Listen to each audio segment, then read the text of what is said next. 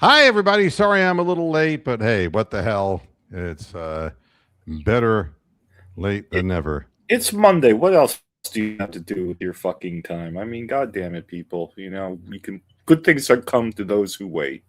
Yeah. You know? Welcome to Moohead Radio. Today we do the beginning of the week analysis of what's going on post Cleveland Browns miserable weekend performance. And if you want to be in the studio and you're willing to, you don't even have to show your face. You just can come on live. Go at the upper left-hand corner and you can go ahead, use the QR code. For your You know mobile. how to do it, folks. And if you don't know how to do it, you're too old Why? to be doing it. And why are you alive if you don't know how to do it? If you Yeah, don't know how to come on the program, you shouldn't. You can ask me personally how to do it, but I'm not going to waste any more fucking time with it because the bottom line is people who are responsible would like to have a communication, and people who would rather just sling hate at one another would prefer anonymity. But, Correct, yes. I would know who you are, and I would find you, and I will kill you. That is a promise I made to my son and his children. Thank you. Oh, here we go. Here we go. Go. And it's Steven. Hi, Steven. Time to join the party. Let's talk baseball. We're not talking baseball, but if you want to, you can just set up your own fucking show. How does that sound? With sarcasm. I think go fuck yourself is probably the best. That's exactly right. Hey, I was watching the Reds and the Cardinals. It was the 54th game of the season they're playing against each other. Come on, man. Yeah, it's a doubleheader today. That's what I want. So here's the deal, folks. I said something on Twitter that wasn't accurate. And so because, the whole oh my God, the whole Deshaun Watson situation, as far as his standing is, the Browns are stuck paying him the $80 million. Whether they trade him, whether they play him, whether they sit him, they have to pay the $80 million. Okay. Yeah. So there, and somebody corrected me, and I am all for being corrected. But it still doesn't change the basic premise of what I'm going to say. When they spoke, and I have this up on the screen right now, and you can see it for yourselves, that Deshaun Watson really believes in KC Concepcion as a receiver, that he could be a dangerous weapon. But his quote threw me for a complete loop. Here's the quote. He's a very talented player, Watson said of Concepcion. He is going to make a lot of plays for this team, and he's going to continue to just get better as the more time he plays and gets those reps and gets out there. And once, coaching schemes play to get him the ball, he can be very dangerous. And it says, oh, that's very nice of him to say that, right? Yeah. But when I analyze the comment, it's like, wait a minute here. He's a very talented player. He is going to make a lot of plays for this team. Okay. All right. Wouldn't a normal person say he's a very talented player? He's going to make a lot of plays for us this year. Yeah. This team. Yeah. This team ain't my team. All right. Love it, hate it. It don't matter. This ain't my team. That's right. Stephen Rose doesn't know who sang that song. Michael Stanley Band, yeah. My town. If you're not from Northern Ohio, man, you don't know that. I'm just tapping my feet to the beat while you guys are singing. It's all sing along. Yeah, you're high, Stephen. I don't know what you were snorting before the show, but you're certainly more awake than you were in the other show when you were doing your downers. Yeah, and you were absolutely. Somebody actually commented on that and said, "I don't want to watch some guy sleeping." And it's like, it's like, alrighty then. But here's my point about Deshaun Watson. Okay. He is being given a chance to show his wares in case the team could trade him, because the Browns have control over him until June the 9th. The bottom line is they have to pay him. So that's really where that's at. And if he can do decently, then he'll have some value. Yeah. But it's not going to happen this year. But the bottom line is this team is not my team. Yeah, he's checked And out. He has checked out. And I just want to say that I don't want to see him on the field. I don't want to see his fucking face. Look, there's been too much water under the bridge between him, Haslam, Haslam's wife, Haslam's wife's girlfriend, or whomever. God only knows there's too much water under the bridge. It cannot be salvaged. And people who just hate Shadur are going to say, well, that's going to leave us with what? Dylan Gabriel? And it's like, it doesn't matter. But Dylan Gabriel and Shadur Sanders at least want to play for the Cleveland Browns. Correct. This guy, No. it's like, no. No, he doesn't want to play. And, Well, and he's checked this- out of football in general. Yeah, I think he's checked out a lot. He fleeced the Browns for $80 million. He's got his bag. He's good, you know. Yeah.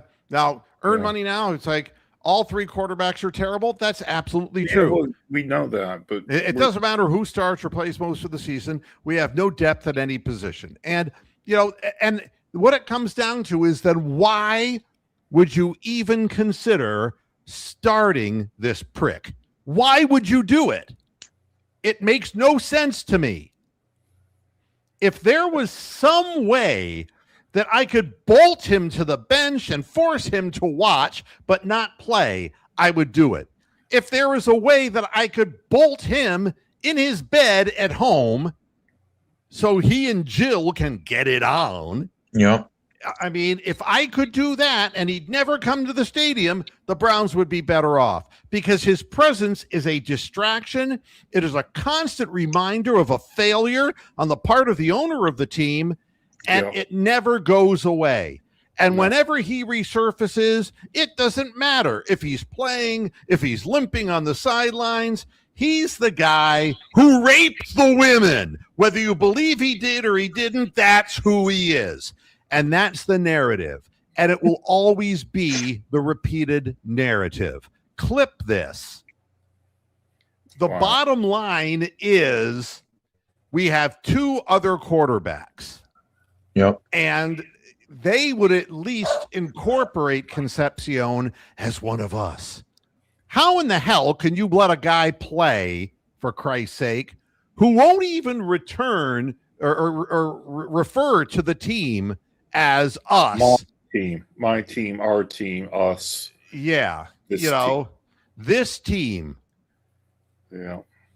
And, I just agree because with you. he's laconic in his, you can't tell whether he's emoting, he's not emoting, you don't know that. And you can't read his face. You can't, but the words say everything.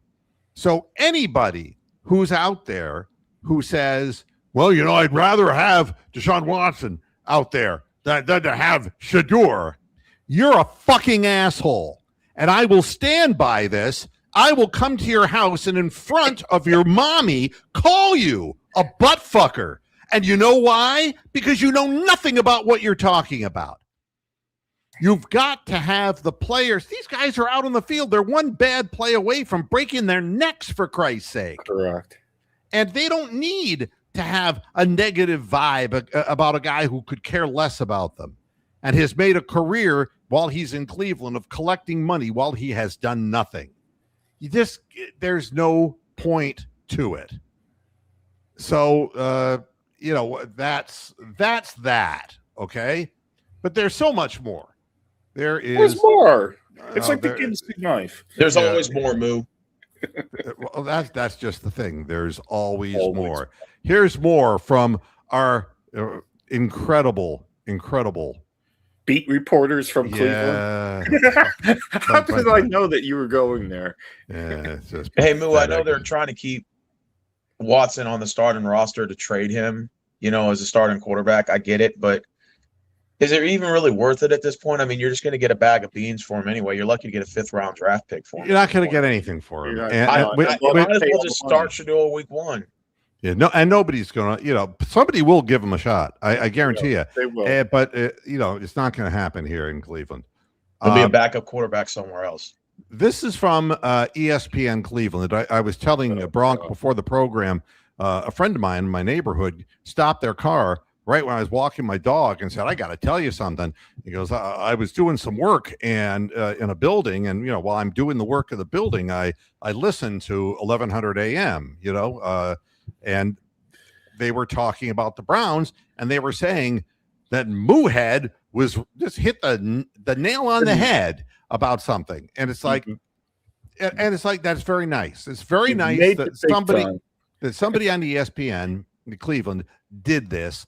Thank you, I appreciate it. Not everybody is an asshole who works there. Aaron Goldhammer is a schmuck, but you go and then they come back with this.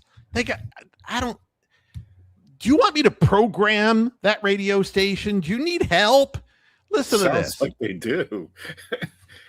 This is Tony Grossi, okay? And I don't really, quote, "There's enough data now for Todd Monken to name Deshaun Watson the Browns starting quarterback and get on to preparing for the season opener." Wow. What data is there? What in the fuck is he talking about? They played one preseason game in which their starting offensive line in its entirety played 3 plays. You can't be that fucking senile. You can't be that stupid. And, and this guy's been broadcasting forever in about 14 different places. And, I don't know what the reason, well, I can guess what the reason is. I just don't understand why he's been around for so long. I mean, people tolerate this just to yell hate at him and vitriol, but there is no, and saying there's enough data right now for Todd Monken to name him the starting quarterback. You know what that sounds like? That sounds like Kenny Atkinson analytically winning games. Yeah, we beat the Knicks analytically. Unbelievable.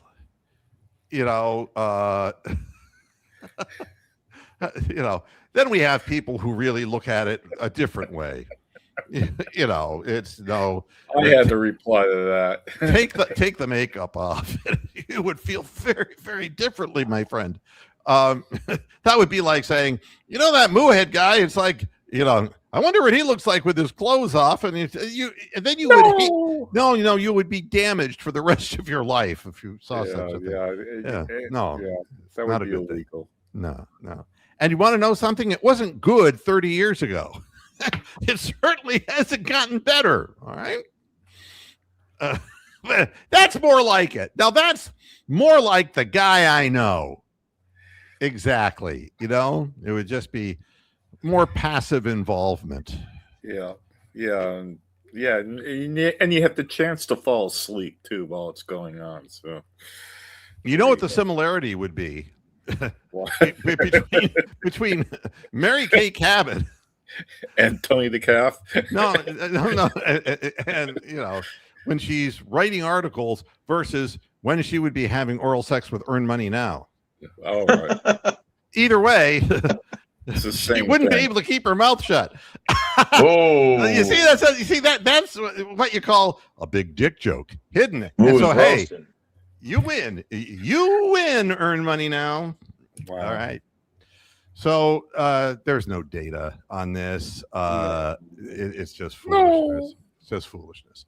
All right. So we can knock that one off as well. But there's more. There's always more where Mr. Moohead comes from. BrownsNation.com. I'm going to give these people a little mention, just because I'm accused all the time of being a Democrat and stuff like that. Really? And so I don't understand why, because I am not into either party, but me neither. So and I don't think it should ever really be discussed on a sports program anyway. But be that as it may, we have Browns Nation Browns.com. And God almighty, here we go. Browns name. Gary Davenport of Bleacher Report named Shedeur Sanders among the losers of preseason week 1, pointing to his struggles against the Bears. Sanders came in after halftime and did not play well. Yes, the supporting cast around him matters, but playing against reserve defenders, he just completed 6 of 11 throws for 79 yards, and then he threw a pick. Earlier this week, Browns head coach Todd Monken told reporters that the battle to start at Jacksonville in week 1 was still far from settled. It may be closer to settled now. These people are just grappling with nothing. I mean, it's just unbelievable.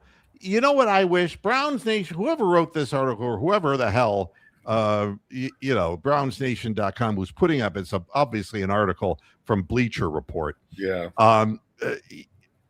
Why don't you go out on the football field and you try to do what Shedeur and what Dylan and what all these guys are doing without even knowing the offense? Yeah, risking your life. Facts. I mean, it's how did you expect the team to look, folks? Exactly. It's like they just got done implementing the playbook. Yeah. And the first couple of possessions, they looked like they were doing something, but then things really bogged down.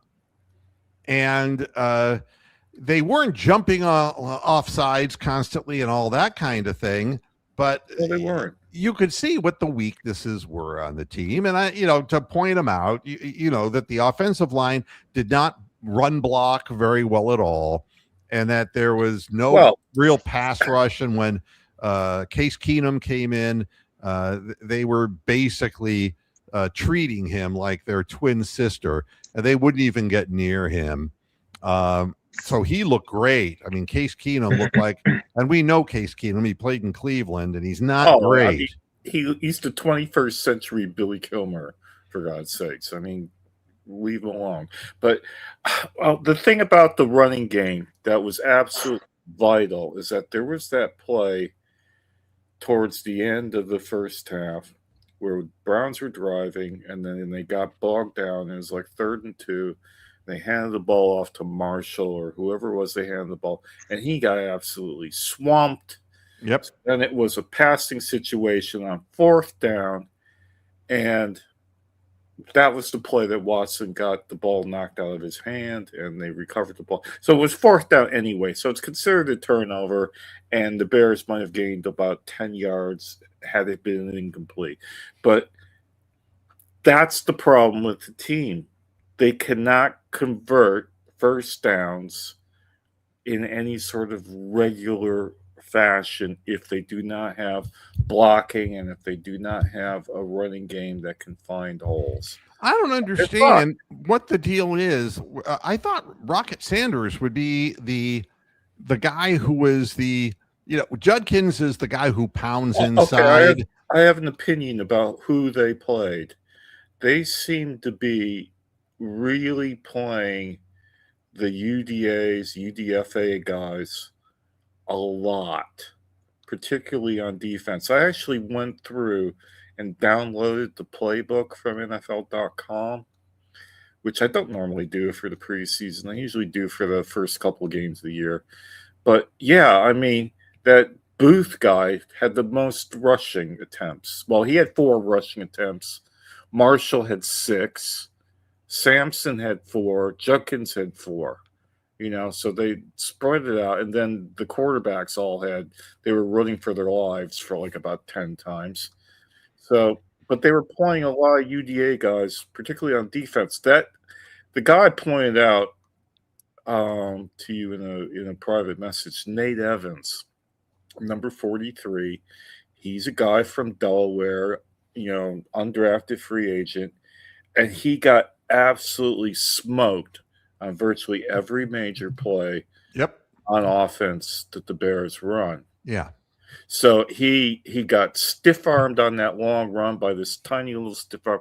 He tried tackling people by undercutting them, and they just fucking ignored him or pushed him away. And then there was that one catch that made the Bears receiver look like God. And I think it was like Ray McCloud or some idiot like that, who came back for the ball, and it literally broke Nate Evans's ankles as he came back for the ball, caught the ball, and then carried on. I mean, this poor lad, he played 44 downs in that game, man. He was like on the field the most of anybody on the deep. Him and Edmonds, the safety. Well, they had so many injuries going in that people like Schlesinger who couldn't play. There are a bunch of guys, a laundry list of players who they're not going to waste in an unimportant game. So they were just doing a look-see, and the look-see is more or less, who are we going to keep on the practice squad and who are we just going to let go completely? That's what that is. So, yeah, Evans, Edmonds, Jefferson, McNeil Warren was our second round pick. He had a lot of snaps, and Macarenas Arnold, he had a lot. Winston Reed got a lot of snaps, and that Okara that had that good sack that looked illegal but wasn't. Yeah. So and Michael Coates, he got hurt apparently on the cornerback that did look halfway decent. Right. Coe got the pick in the beginning, toward the beginning of the game. Yeah, he was hurt. So again, what conclusions you can draw from this? Nothing. Well, I mean, look, they're going to come into their first game of the season, and they're just going to get beaten by professional teams, people who are adept at the positions they're playing across the board. And, they're not going to have obvious weaknesses. They're going to have familiarity and continuity from previous seasons. We don't have any of that advantage. And while all of this is going on, this maelstrom, SAT word, of difficulties for the Cleveland Browns, there is this. And this is really what it's all about. And this is really disgusting in my mind. Money.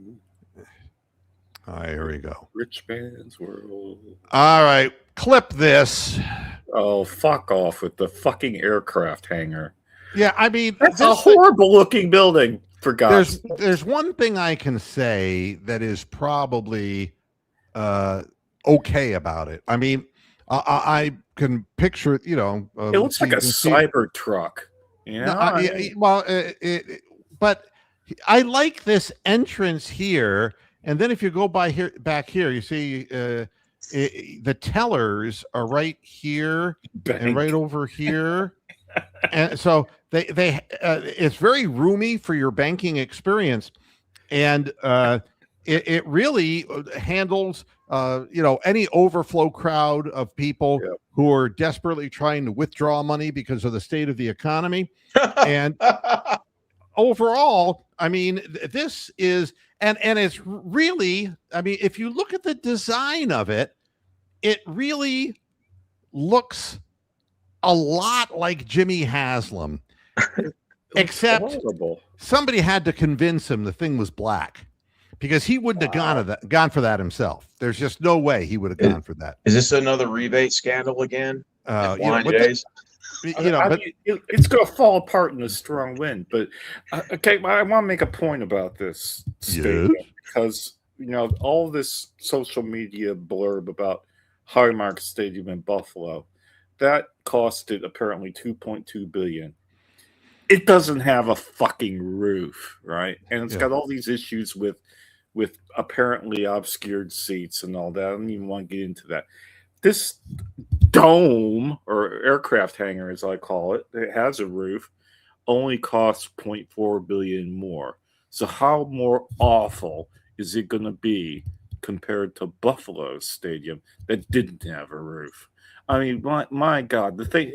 I mean, if Cleveland Browns Stadium in 1999 was built on it cheap, and they actually say that 2.6 is building on it cheap, but it is, because SoFi Stadium cost nearly $6 billion to build, and that looks like the most just amazing stadium that has ever been built by mankind. You know what I'm going to have AI do? I'm going to have this picture, except have it built in Legos. I mean, it looks depressing walking in there. It looks like you're walking in a funeral. It looks like it looks like a Soylent Green factory. You're going to go in there and you're going to be euthanized and then turned into fucking green little crackers. Hey, is this stadium going to come with a Dog Pound logo finally? Oh, now this cunt. Oh, fucking JW. Yeah, look, I'm not done. Okay, now I clip this. This is Jimmy's dumb son, right? Son-in-law. He's not even his blood, man. Yeah, the managing partner, J.W. Johnson. Yeah, and we have a little audio clip for you. Oh no, he's a fucking idiot. This guy. No, listen to what he's saying, for God's sakes, and here it comes. Oh, for God's sake. I'll put my earplugs in. For us in this organization and for our fans. And that's what we care about. That's what we come here every day to do. The guys that are working in the weight room, in the classroom, the coaches, the players, the staff, like that, they come here to work, and their goal is to win every day. Ed. All right. So that's 14 seconds of the soundbite, right? Guys coming in to practice and lift weights and do things like that, and they're here to win. Now here's the rest of the message that JW has to give. So, that's important to us. We know we have to put a good product on the field, but we know this building is going to be second to none. Oh, we know we have to. We know the last 13 years we've had to put a good product on the field, and we haven't done that. But I know about this building. And listen to him. League. I mean, it's going to be incredible, and I think you'll see once you get a chance to come into the Experience Center to see how different it is. I don't want to come in there. Even if Mary Kay is going to go down on me, I don't want to come in that building. Listen to this. It sounds like a con pitch. Listen to this. Put a good product on the field, but we know this building is going to be second to none in the league. I mean, it's going to be incredible, and I think you'll see once you get a chance to come into the Experience Center to see how different it is. The stadium we now play in is adequate, and what we're going to play in now is going to be a premium experience, from concourses to video boards to closest seats to food and beverage, you name it, along with all the other events. But winning's key. And all the other events, because football, we don't know what the fuck we're doing with. Woo! Let me tell you, my son-in-law there, he really talks some real nonsense bullshit. Woo! Football for dummies, man. He needs to fire his PR guy whoever put that script together for him. I mean, he's just talking off the cuff, I think. I hope. It makes my head hurt. Dude. My God, I'd rather have Jimmy running the team. It's like, why are you putting this football team together? Oh, the guys come out to work out and they're just trying to win. It's like, hi, Tony. Man. Yeah, it's good to see you. Yes, go ahead. Yes. Fill the room, Tony. I did your AI project with the Legos here. you did? Yeah, hold on. Let me see how I can figure out to share this. Oh. Well, you can just send me. Can you? If you send it to me, send it to Moohead. How would you do? If you just sent me a message on just private message, just like on Twitter, Yeah. Oh yeah. I'll hold on. Let me front it to me that way, and I can put it up there. I mean, that's what this is about. This, and I think the comparison that Bronk made to Elon Musk's Cybertruck is probably very apt. It's like, it looks so chic and futuristic. It's a piece of shit. Fucking check your Twitter, Mark. I just sent it to you. You're gonna dial it. Yeah, you got a notification popped up. Twitter. I can see the notification. Wait. It's a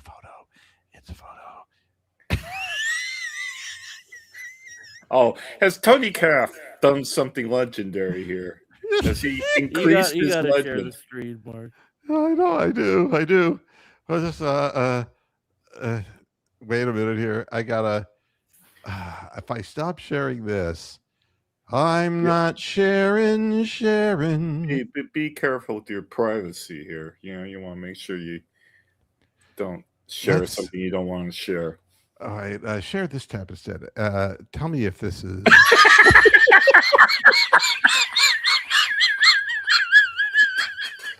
Oh God, I'm dying. That laugh There it is. contagious. Now you got to clip this because look at this. This is the new Huntington Bank Field, and that's the demonstration of. And it was built with Legos. Oh, for God's sakes! God help us! God help We're us! all We- gonna I was gonna go die. to Lincoln Logs too to see. Lincoln Logs. I was just gonna say Lincoln Logs. Yeah, that would be good too. You know, if I did, David, I'd hammer in the morning and I'd hammer in the evening all over this world. All right. Yeah. I mean, SoFi Stadium, again, to make my point again, costs double what this piece of aircraft hangar shit looks like. You know? We're not going to get, my point is, we're not going to get big events because everybody has a dome. Tennessee's going to have a dome. Chicago's going to have a dome. Every fucking bastardized franchise is going to have a dome. So you know what that does? It puts all the shitty teams like Cleveland and Pittsburgh and all the other crap, they're going to not get a Super Bowl because they're still going to go to Los Angeles. They're still going to go, you know, to other fucking places, not us. But, you know, JW here is just talking about something. It's like, oh, this is going to be a great experience because of all these big screens and all these lights and little buzzers that go bing, Yeah. and all kinds of really fancy shit. You know what I'm saying? I mean, this is going to be like what people predicted the future would be 100 years ago. It's going to be like, you know, little things going like that inside the stadium. It's going to be great stuff. And you know something? You're not going to hardly have to pay anything for these experiences. Correct. Well, I did one in Lincoln Logs too. If you oh no, yes, it's Lincoln Logs. Yeah, I check your love DM. Lincoln Logs. Check your All right, did you send it out to me? yeah, check your Twitter. Ooh. Lincoln Logs was probably my favorite toy way back in the 1960s. It's great having. I love Lincoln Logs. Wait, I don't have a personal message here. Oh, wait, there it is. Oh, I love it. I want some more of it. Okay, wait a minute here. Oh, has it got the green slats for the roof? Hey, so Oh. when are the Browns getting that new stadium? Like, when are the Cleveland Browns going to play their first season? Supposedly 2029, but that smells like bullshit to me. I would think maybe another 2 years after that. I can't imagine it Let's see being if I can. built in 3 years. If it is built and ready in 2029, it will be absolute shit. They will cut so many corners that it'll be like, Is that stadium going to fall apart? yes. I love the green slatting. That is fucking brilliant. I love that. Oh my I God. think you should build that. Daniel Boone was a man, was a big man. Oh God. Is that almighty. Jurassic Park right there? They should build it like that with Lincoln Logs. I actually love that. That is awesome. And, You you have know, green slats for the roof. and you have little. You could put a little couple chairs here, and like Yeah, you know. and you know what it's missing? It's missing those red chimneys. You know the chimneys that have the Yeah, little right up out here. diagonal slat. You put a couple chimneys on there. Yeah, and I love the open log look here. Oh, open the look. Oh God Almighty! Well done, Tony. Let's give Tony. I'm going to give him Bravo, a round of applause here. Thank you. Tony the Calf. Yeah, Moohead legend. Oh my God!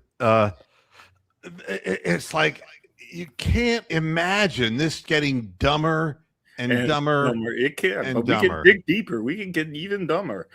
You know. And then Fred Greetham. You know, once again, I'm hearing myself because of you, yo.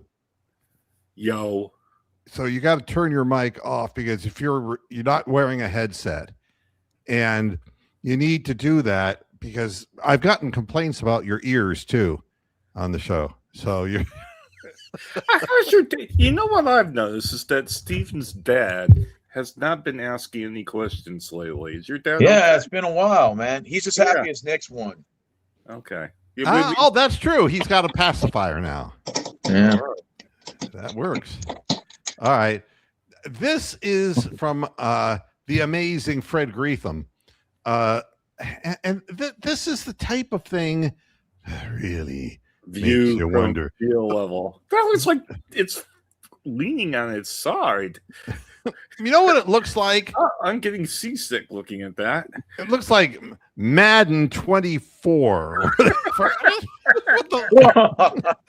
the fuck is this? I mean, do these people think this is selling a positive experience? It's like, look at this goddamn thing. It looks tilted. Well, we know it's slanted towards the opponent's the Browns end zone because they're going to lose every fuck. Yeah, I mean, what are these people up here? What the fuck is what's the experience, JW? Nosebleeds? That looks like a Madden 2000 photo right there. It does. Yeah, exactly. You On my Nintendo 64. as you walk your way up those steps and you get tired and you go, "Oh my god," you hear a reply, "Yes." God almighty. Is Tim Couch in that God photo? can hear you up there. Did you know? Couch. Do you know how bad How bad is this it? whole project looks? That somewhere in a better place, Jim Donovan is thanking God he didn't have to be here to see it. Yeah. That is how bad this is. Good God almighty. So at any rate, That's what you get when you build a stadium over a toxic waste dump. You know, all right. yeah. The Well, fucking that's the asshole focus. The only focus is, and of course, we're trying to win. Well, you've owned the team for 13 years, you cocksuckers. I mean, where is the wins? Where's anything good to show for this? In 13, 14 years, tell me that it comes to this and that, just look the other way and we're going to bring in some concerts for you that you're going to have to pay a fortune for. And, you know. What they going to do? Get the Zach Brown band in there to fill it? It's being built over a toxic waste dump. Well, it used to be a World War II tank factory in that area and a Yeah. Ford plant. So anything that had heavy industry and factory work from the 1920s onward has. And Watson takes the snap. He drops back. Oh my! A sinkhole is opened up underneath him. Exactly. I mean, So can I you don't know imagine that if you they were cleaned the land up. the field goal kicker looking at that steep slanting going up there and I going, would be like, yeah, I can't judge the distance, you know? It's like yeah. you'd be Smith out there going, I don't understand. Where am I supposed to kick this? Because this is like a three-dimensional nightmare for me. You know what? I was gonna mention that the one thing we don't have to worry about this preseason is the fucking kicking game. How many times did we draft a fucking field goal kicker with the 6th round and then Kicker looked good in the first game. And Schmidt, they look reliable. Schmidt was it was in this game, man. He was everything perfect. he kicked was straight. Yeah, there wasn't any of that hooking stuff. The ball landed in the proper zone, like between the 0 and the 20, and rolled into. And the kickoffs were brilliant. And the only hooking I saw were the women who were hanging around. Deshaun. That was it. Exactly. Well, they got to make a living, so I don't begrudge them that. But. And so now we have this wonderful headline, and I just can't. And this is from ClevelandBrowns.com, so you would expect it to be propaganda. Whatever the fuck it is, as you would expect it to be, and it is. Todd Monken provides updates on the Browns quarterback competition. Oh. He has no say in this. This is all Jimmy Haslam. Yeah. This is all Jimmy Haslam. And I don't for the life of me understand what the point is to all of this. Why are we going through this rigmarole? I don't know. We don't have a team that is poised to win in the NFL right now. It's going to be a tough thing. We're going to have some players that'll be fun to see how they do. And you know, I'm not going to bring the players down or anything like that because, you know, they're going to work hard. I believe there are some really fine young players on this team. There are.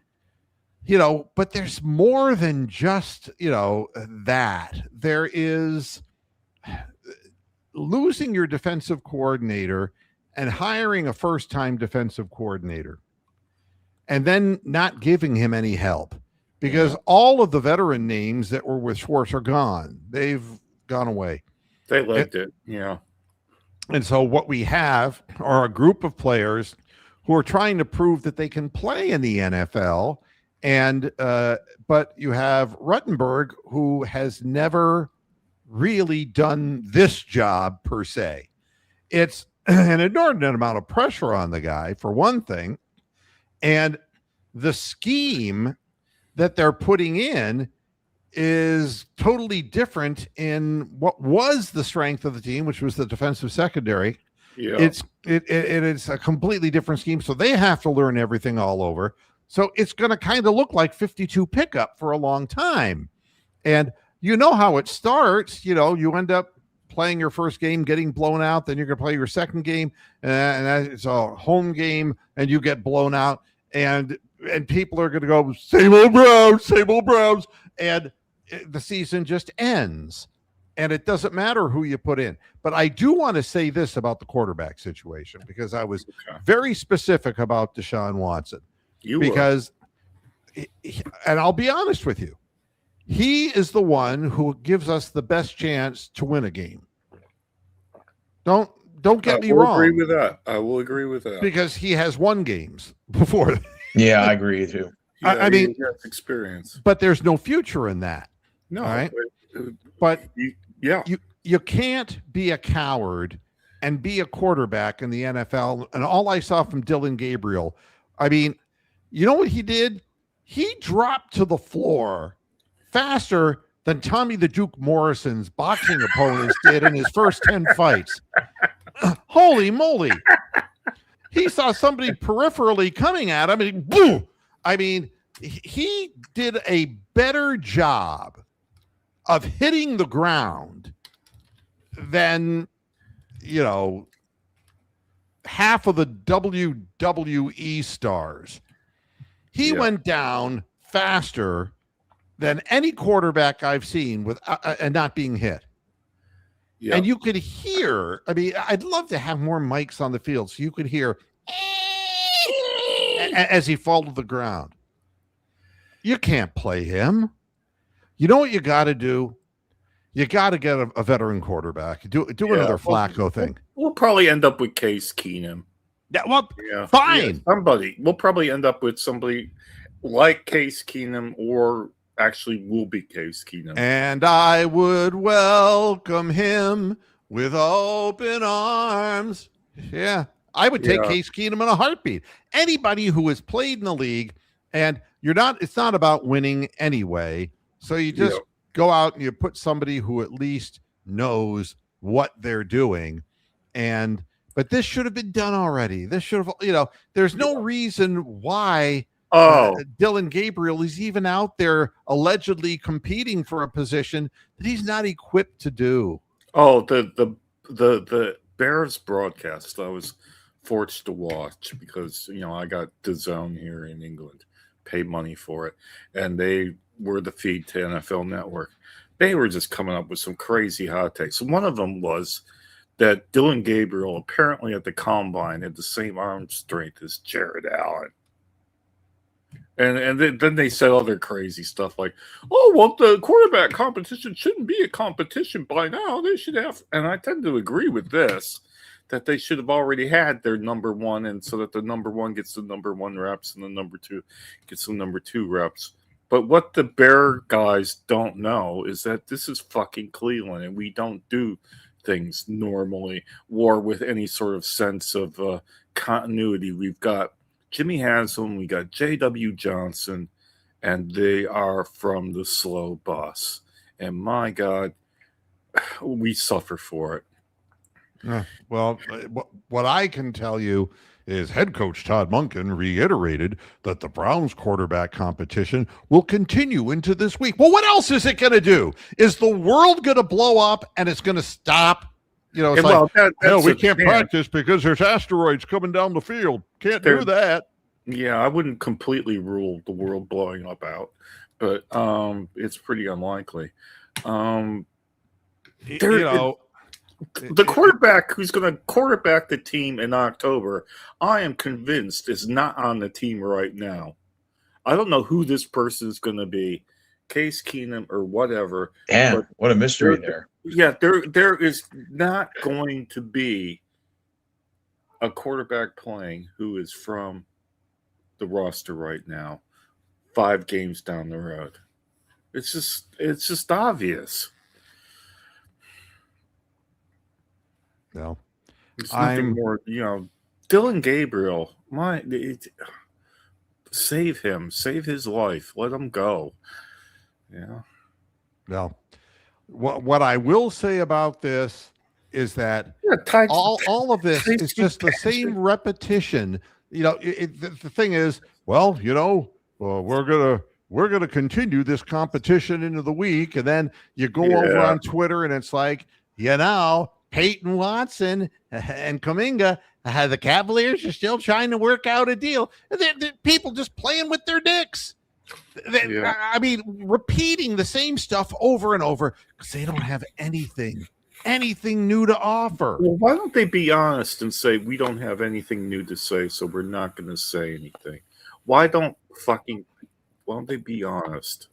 Well, Tyson Bagent did not look good in the very beginning of the game. He didn't. He looked terrible. First quarter. But that once he got the second, third stringers or the people who were never going to make the team out there, he looked better. But no, I don't want him. Yeah, you know who had the most starts on offense for the Browns? Most snaps. Sorry, played the most snaps yesterday. No, our man KT Leviston. Leviston. And he did his usual ole, and then 5 seconds later, oh, dude, are you all right? He got hit pretty hard there. It's a bad situation when you have problems with the offensive line, the defensive line. But you know something? I never say that game ones mean a goddamn thing. They don't. But usually defenses rule. And the Cleveland Browns gave up all those points to the Bears. And it doesn't sit well that their offensive scheme, as simplistic as something that they ran, they just ate up the Browns in the second half of the football game. Nobody was properly tackling anybody. Struce might get traded as well, and he could be included in one of these deals, and it could happen any minute. And it's like, don't you have I'm not referring to you, David, but Cavaliers people and fans, don't you have a life to live? It's a long time before the season begins, and trust me when I say the Cavaliers are going to be worse next year than they were this year because they're 1 year older and they didn't infuse with anything new, and Kenny Atkinson is a bonehead analytics guy. So it's not going to get better. But if you want to keep repeating the same thing, it's like, rinse and repeat. It really gets boring. Got to keep things fresh. God damn. But looking at the positives for the Cleveland Browns, I mean, Concepcion is he fast. And he's not fast like Anthony Schwartz was fast. He's Eric Metcalf, my God. He's elusive and fast. And boy, that I'll tell you, the touchdown showed that he had balance too. That he got into the end zone. Yep. And Jim Brown describing him, Jim fucking Brown. And I'll tell you something. I'll be honest with you. Just as sure as I pushed a woman down a staircase, I can tell you this: that man belongs in the league, and he is better than mediocre. Yeah. Yeah. Jim fucking Brown. So Concepcion's good. And what was really nice to see was Dylan Sampson finally get, instead of a proper play. long forming screen pass where the people are already in the backfield, that that everyone moved in synchronicity and they got the ball right at him, so that all he had to do was make the first guy miss. Yep. And he was like a rocket going up the sideline. See, a lot of it is play calling for certain players. You're not going to run Dylan Sampson between the tackles because he's not going to break tackles. Correct. He's a guy you want to get into an open field kind of situation, and you got to be creative with a running back like that, which is one of the reasons why I don't understand why Rocket Sanders isn't getting a closer look, because he's kind of a short yardage, right up the gut kind of guy. I don't know. Maybe he was hurt or something. But we had 5 years of Kevin Stefanski with those little wood blocks trying to nail square pegs into round holes with his play calls and his play design and everything. It now looks like we could possibly have an offense that accesses the player's strengths instead of some weird Stefanski idealistic sort of play that will never work. Now, the other thing, Julian Aquara, he recorded 2 sacks for the Browns defense. And if he's playing next to people who are basically inept, what you got to realize is a lot of the people that you saw out on the field are not going to make the team. And they're not even going to be in the NFL ever their entire lives. Mm-hmm. And so to really try to evaluate when you're just watching a game casually in your living room, whether you don't have the instant slow-mo replay kind of stuff going on, who blew the play, who was responsible, why didn't this work out? There are individual players who will make the roster and can contribute, but they all look bad when a few people consistently do the wrong thing around them.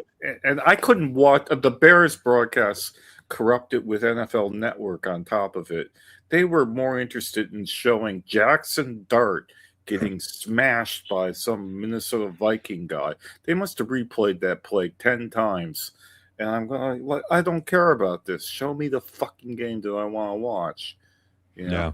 And, if I were to say it's a good game, I'm going to ask this to the people in the studio. All right. How many yards per carry did the Bears get against the Browns defense on average for the game? Average yards per carry. Average yards per play. What do you think? Yep. When they ran the ball, how many average yards per carry? No guesses?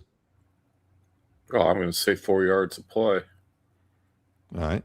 And Steven is asleep. So what we will say is 3.9 is the correct answer. And 3.9 is not a horrifically bad number. It's just an average number. You know? They ran the ball 21 times for 89 yards. That's not what beat the Cleveland Browns the game. It was their defensive secondary who wasn't covering anybody. No. They were, and there was no pass rush most of the time against a quarterback who's not even a good quarterback. But when you have all the time in the world to throw and your primary is always wide open, it's pitch and catch. So you know what we saw again that we hadn't seen for years was the Jabril Peppers defense, where there's that fucking one safety that's like 35 yards downfield going, I'm down here, I don't know what I'm doing, who never is able to cover anybody because the play is run away from him. You know, it's just astounding. The other thing is, you saw Jerry Jeudy catch a pass. You saw Denzel Boston catch a pass. And Denzel Boston, you're going to really like this guy, and I think that the more you see of him, it's a lot like if you went back to the preseason last year and you're looking at Harold Fannin Jr., you would say to yourself, hey, when they throw the ball to him, he looks pretty good. But then when the season starts, it's like, this guy is really good. And I think you're going to see that with Denzel Boston. Jerry Jeudy, I don't have much hope for because he will find a way to drop passes. But I think Concepcion is the guy. And the question the Browns are going to have is if you put him back as a punt returner where he's electric, is he going to get hurt? Yeah, well, I'll tell you who I'm worried about is Cage Larvadan, because they really overused him in that second half, and he nearly got his ass removed from his cheeks. He was getting killed on half of the plays he was playing on. He's going to get hurt, in preseason. And Jeffrey, what was the word about Michael Coates? What happened to him? Does anybody know off the top what the injury was? It diagnosed or anything like that? Well, and Evans got hurt. Yeah, Evans is fine because he can go on vacay. But Coates, who looked like I don't remember reading that, so I know that he got hurt. And David is saying an ankle injury, and he's gonna miss the preseason. And that really puts him behind the 8 ball. Concepcion had 72 all-purpose yards in the game. But again, if you want him to return punts and I just hope they don't use Concepcion as a guy who is going to be a straight down the field receiver. I can see Isaiah Bond, who's gotten better, opening up the field downfield. But I think Concepcion offers a hell of a lot more in the interior, in the middle part of the field than some of these other guys do. Yeah, I don't know how true this is because I'm obviously just searching here, but it says Michael Coates and Nate Evans, rookie corners, both practiced today after leaving Saturday's game with injuries. But Evans, I don't know whether that's true or not. So, well, that's what Richard is saying here too. He's saying that Coates had a decent game. He was the only one that was actually tackling properly. Everybody else was trying to throw his shoulder at people's hips, and it was just not bringing anybody down. And I got to get out of here relatively quickly today because I've got some places that I've got to go. And however, I will incorporate a couple other little pieces of information. I think that Martin Emerson is a fine player. And again, when you lose people, the way we've lost people, it's and the defensive coordinator change, it's going to be a bumpy road. Well, there's a lot of bad teams in the league. We should win some games. I'm not, there's some horrible teams out there. Well, I mean, the thing is, Zay Flowers gets what he gets because he has an elusive quarterback, and neither Watson nor Shador are elusive. Or Gabriel. Unfortunately, Shador's idea of elusive is moving backwards, and I don't understand. They got to break him of that habit because you're going to be dealing with 15-yard losses the way he's dropping back and trying to run backwards. Oh, I mean, he's just a holding penalty waiting to happen. The way he goes backwards, the offensive line is just going to grab people, and then we'll have third down and 45 yards every time Shador plays. Yeah, so Concepcion is going to have to be a lot different than Zay Flowers. That's for damn sure. This news just in, ex-Guardians infielder Gabriel Arias' career is back in DFA after a short stint with the New York Mets. That's right. He was designated for assignment by the Mets to make room for another infielder. Wow. The Guardians designated him on August the 5th so that Angel Hanau could come up and play. And the Mets claimed Arias on waivers, but it just lasted for 2 games. He was 0 for 5 with Wow. 1 strikeout, and he probably threw 2 games and made extra money because of it. Correct. I have nothing really very good to say about that player. ESPN does its thing, and this is and I will share this because again, it's just One thing I'd like to point out about your Yep. sharing, when there's 4 of us in here, when Kath and Steven and me and you are on, your face is blocked by the QR code. I noticed that too, and that was why I just So- a few minutes ago changed it. But you live and you learn. So you know that, so we all know that. And I can move where that thing shows up on the screen, so I can put it over your face. No, so You can. You put it No. over the moose head. I could put it on the other side of the screen. So I mean, nobody after- uses the motherfucker anyway. You know. I am just a sidekick, so I'm not the star. So this is beautiful. ESPN. Oh, cursed! There's that I word. love it. I love it. And you knew Cursed. Cleveland Browns would be associated with it. The Cursed. most cursed training camp battle is, of course, Deshaun Watson and Shedeur Sanders. It's not even a battle, people. It's just like, Yeah, but I'm just saying this is what we're working against it's all not- the time anyway. And having a bumbling owner like Jimmy Haslam, that is what contributes to this. If you want to be a real estate baron, be a real estate baron. Sell the fucking team. We Yeah. want somebody who wants to win, or else it's not worth the time even cheering on something like that. Oh well, the team's going to get worse once J.W. Johnson fucking takes over it all, and Jimmy's incapacitated or 6 feet under. So Yeah, I have no faith in him, man. I just wanted to point out one thing before I get the hell out of here. And the ironies of life are such that we sometimes don't think about all of it. But Tommy John passed away. He Right. did. Yes, Yes, he did. And he lived just a couple of miles from me in Bradenton. No, I never, in Lakewood Ranch area. Was his walk-in closet absolutely huge, like Dickie V's? Oh, baby. Yeah. But it's there. And I don't want to be funny about this because there's nothing Please. funny about it. But there was no Tommy John surgery that could save him this time. No. And a man whose career, whose name was defined by the surgery that was done on his arm so many years ago that kept his career going and building. A remarkable baseball story, passed away, and from a lot of things happening there. And part of it was cancer and things that we can't really help people with. But gonna miss Tommy John, 83 years old. 83, man. We're not all that far away, you and I. That's what We're not I'm all that saying. far away, That's man. what I'm We're saying. And I'm feeling older, man. I'm going to feel older tomorrow, too. yeah.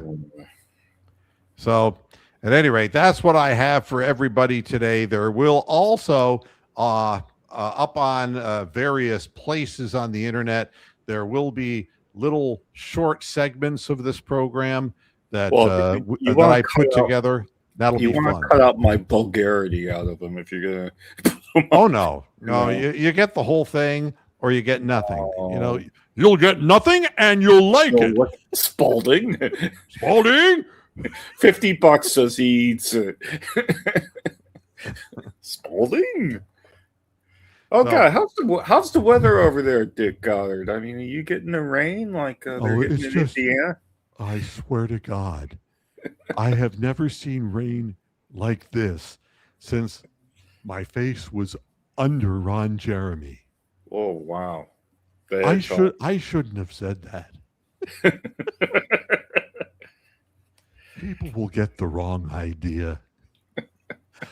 Problem is, I don't know what any other idea they could possibly get from that. Yeah. Yeah, I actually ran into somebody who's and mentioned Dick Goddard to me, Oh, God, yeah. and I said, "Oh man," I said that there was a guy who was an absolute, broadcasting, weatherman god. And she said, Yeah. "You're absolutely right. Right. I'm God. I'm God. And don't you ever forget it." Oh, can I make a really quick 30-second to 1 minute comment here? That's it. It's about the weather. Now, what's the most iconic single event that occurred 40 years ago in the mid 80s that everyone our age remembers? Probably Live Aid and the Ethiopian famine and the Band-Aid and Bob Geldof. So the Live Aid concerts in London and Philadelphia. Probably the single most iconic event from like 1985, 86. It turns out that area of Africa now actually has groundwater and monsoons and water, and just water. There's a whole article that I posted about it. So there you go. The world changes. And that's why And I bless the rains down in Africa. And because there are rains in the Sahel now, that didn't used to be there. So if you're one of those old boomers out there still thinking that little Haji is out there in the Ethiopian desert with a bloated belly, eating dirt, well, that's not the case anymore. They actually have rain now. Yeah, and now they're pissed off because every time the Supertramp song, "It's raining again," turn that off now. Exactly. They're getting flooding now instead of drought. So, all right, everybody. Thanks a lot for tuning in to this edition of Moohead Radio. We'll be back again the end of the week again and preparing ourselves for yet another Saturday pregame. Oh, who are we playing? I don't even know who we were playing off the top of my head. We're playing the Buffalo Bills, aren't we? Or are we playing I think it's the Bills, not the Patriots. Patriots, I think we play later. Yeah. It's the Bills, I think. Oh, and God. Yeah, it's going to be fugly. But it sounds like Keith Jackson. This one's going to be fugly. So, everybody, thanks for tuning in. We'll see you again Friday. And then we'll be doing a halftime and postgame show on Saturday. So you'll be sick of seeing me by the time you're done with your weekend. Oh, yeah. You'll be sick of hearing from me, too. God damn it, you fuckers. Until next time, hasta la vista, Pastor Heads. Good night.